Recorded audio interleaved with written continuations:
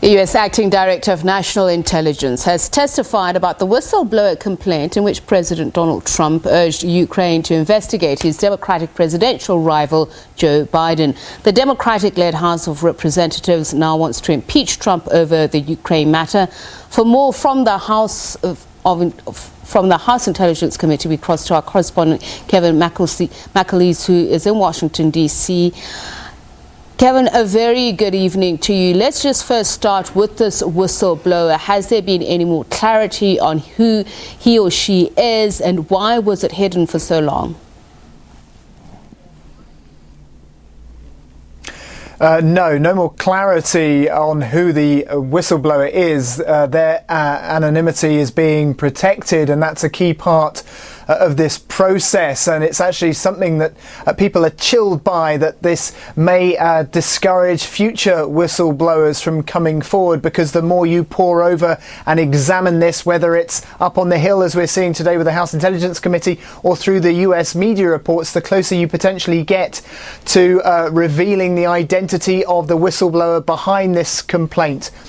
A complaint that was released in full about 30 minutes before we started to hear the testimony of the Acting Director of National Intelligence, Joseph Maguire, earlier today. So we've been hearing his testimony as he's been grilled by lawmakers. They've been focusing really on why there was this delay to the contents of this complaint being passed to Congress. He's been putting forward his reasoning, his explanation for that. But at the heart of the complaint itself, of course, is Donald Trump's remarks, where he asks the Ukrainian president for assistance to investigate Joe Biden and Joe Biden's family. Democrats say that is an abuse of Donald Trump's power in office in a bid to politically enhance his chances come the 2020 election, because of course at the moment Joe Biden, the former US vice president, of course under President Obama, is polling as the leader, the current frontrunner to represent the Democratic Party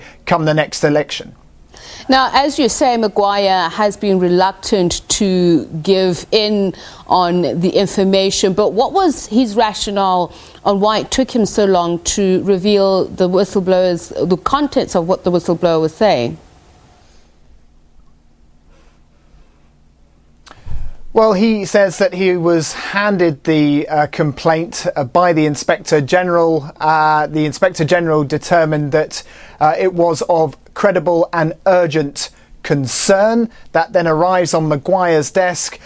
He has to go, he argues, through a process. That process involves obviously protecting the identity of the whistleblower behind the contents of this complaint, but also he's trying to determine whether or not there is perhaps executive privilege here, because of course the contents of the complaint involved Donald Trump and that phone call with the Ukrainian president. His decision was controversial, Democrats would say, to go to the Attorney General, to go to the Justice Department, I should say, in order to get an assessment of whether or not this could be passed on to Congress, where it would then later be made public. He wanted that determination. People say, well, why on earth are you doing that when one of the subjects within that complaint is William Barr, the Attorney General, the top law enforcement officer in the country, is implicated in all of this. His name is part of that now released transcript of the phone call that took place between President Zelensky and Donald Trump back in July. So he argues that there was a process he had to adhere to. He says that while there was a delay of 7 days, that lawmakers now have all the information they need in order to continue with this process. So, Kevin, what is likely to be the end goal here? Could we see a trial? And is it likely that Donald Trump will be impeached, especially if the Republicans control the upper house?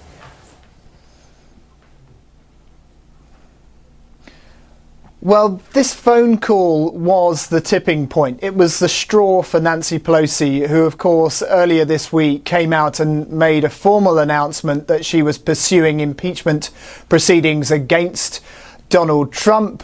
This was triggered by the contents of this call, the notion, the allegation that Donald Trump had suspended aid and was perhaps trying to Ukraine, was perhaps trying to use that as leverage to get the Ukrainian president, Ukrainian officials to investigate, open up a case against Joe Biden, who would likely at this stage be his political opponent come 2020. So that's the situation we find ourselves in now. We have the Democrats mounting a push for support for impeachment.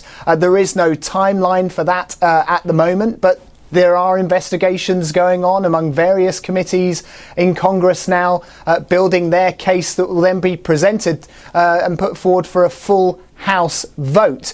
If you get a simple majority at that stage to move ahead with impeachment, it then is passed on to the Senate. The Senate, of course, is currently controlled by the Republican Party. If the Republican Party hold the line, that push for impeachment of Donald Trump probably collapses and dies. But, you know, there's a long time between now and then, so anything could happen. Thank you very much, Kevin. Our correspondent, Kevin McAleese, speaking to us from Washington, D.C.